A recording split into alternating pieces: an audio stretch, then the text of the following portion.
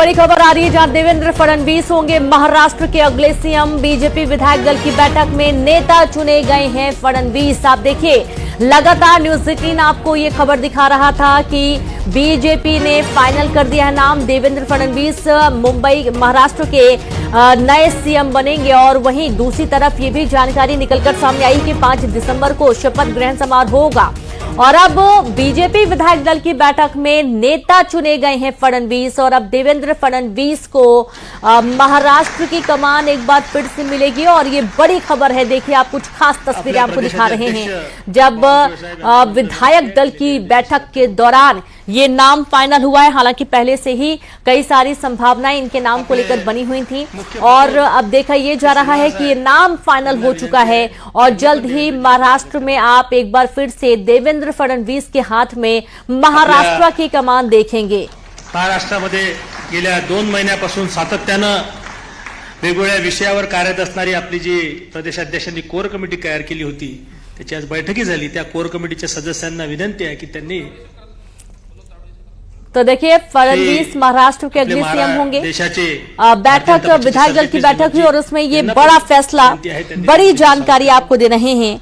और विधायक दल की बैठक के दौरान ये जानकारी निकलकर सामने आई। हालांकि न्यूज 18 लगातार आपको खबर दिखा रहा था और इस खबर पर एक तरीके से देखा जाए तो मुहर लगी है, क्योंकि सूत्रों के हवाले से पूरी जानकारी मिल रही थी कि देवेंद्र फडणवीस ही महाराष्ट्र की कमान संभालेंगे। और ये एक्सक्लूसिव तस्वीर इस वक्त आपकी टीवी स्क्रीन पर जब उनको सम्मानित किया जा रहा है, उनको बधाइयां दी जा रही हैं। मौके पर आप देखिए कि निर्मला सीतारमण भी मौजूद है। जैसे कि कल ही हमने बताया था कि यहाँ पर पर्यवेक्षक नियुक्त किए गए हैं और अब देवेंद्र फडणवीस के नाम को फाइनल किया गया है। और देवेंद्र फडणवीस अब महाराष्ट्र की कमान संभालेंगे। चौहान साहब, रविंद्र चौहान, संजय कुटे जी। तो लगातार जो सस्पेंस था वो अब खत्म हो चुका है।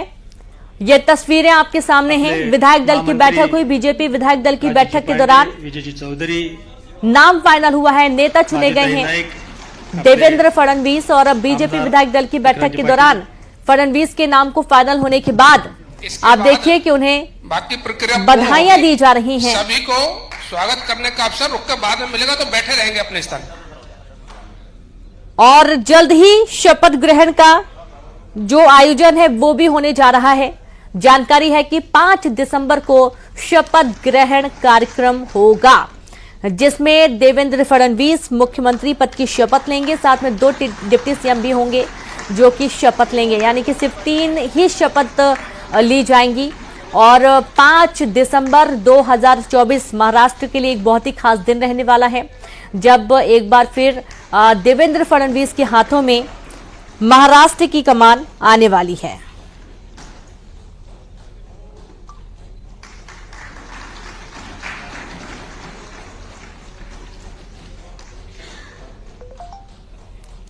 तो देवेंद्र फडणवीस ने जिस तरीके से पार्टी के लिए काम किया है, भारतीय जनता पार्टी विधायक दल की बैठक हुई और इस बैठक में उनके कार्यकाल को देखते हुए, उनके प्रत्येक पार्टी के साथ सामंजस्य को देखते हुए ये नाम फाइनल हुआ है और देवेंद्र फडणवीस को विधायक दल का नेता चुन लिया गया है।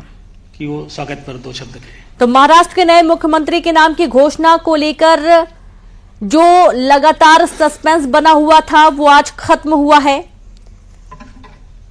आप सबको मेरा नमस्कार। और शुरुआत में ही नवनिर्वाचित एमएलएगण सबको मेरा बधाई। वो देवेंद्र फडणवीस होंगे तो पूरे हॉल में नारेबाजी शुरू हो गई।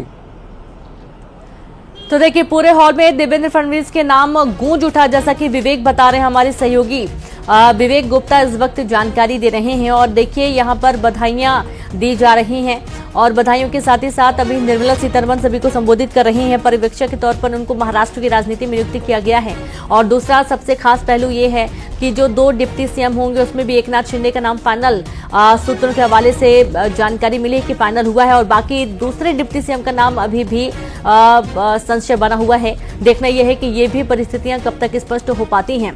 फिलहाल अभी ये जानकारी सामने आई है कि इस चुनाव के दौरान महाराष्ट्र के 14 करोड़ जनता जनार्दन के डिसीजन पूरे भारत के लिए एक संदेश है।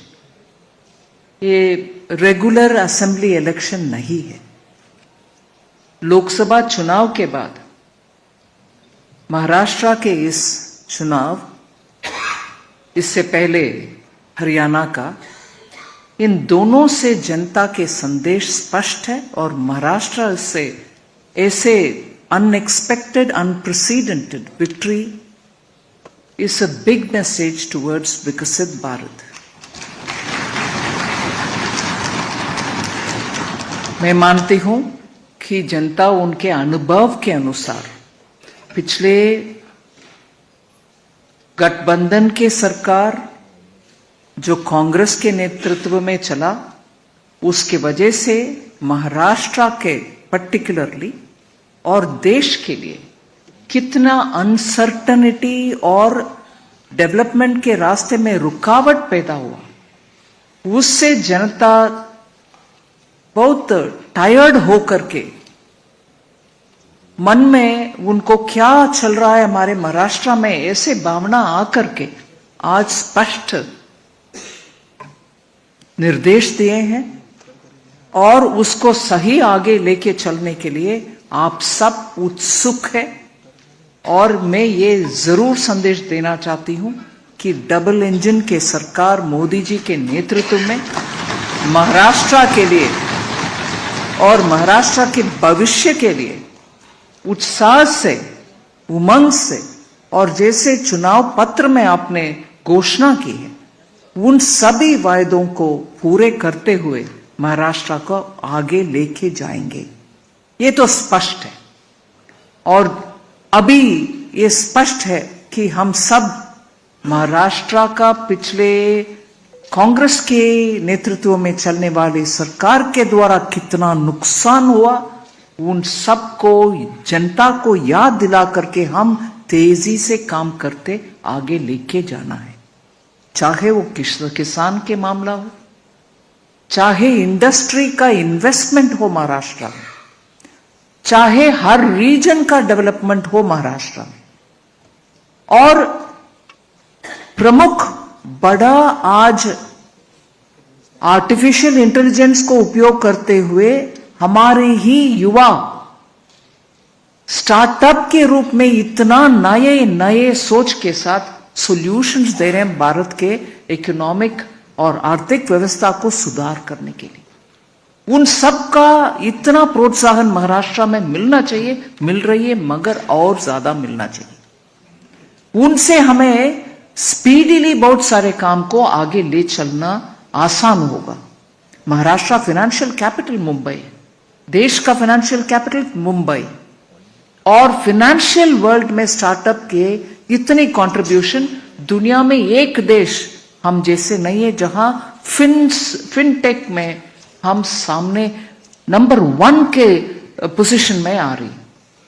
सिंगापुर से जब हमारा बात होती है, वो हमारे फिनटेक के ऊपर इतना इम्प्रेस्ड है और मानते हैं कि फिनटेक के द्वारा ही हमारे इकोनॉमिक डेवलपमेंट जल्दी होने का संभावना है।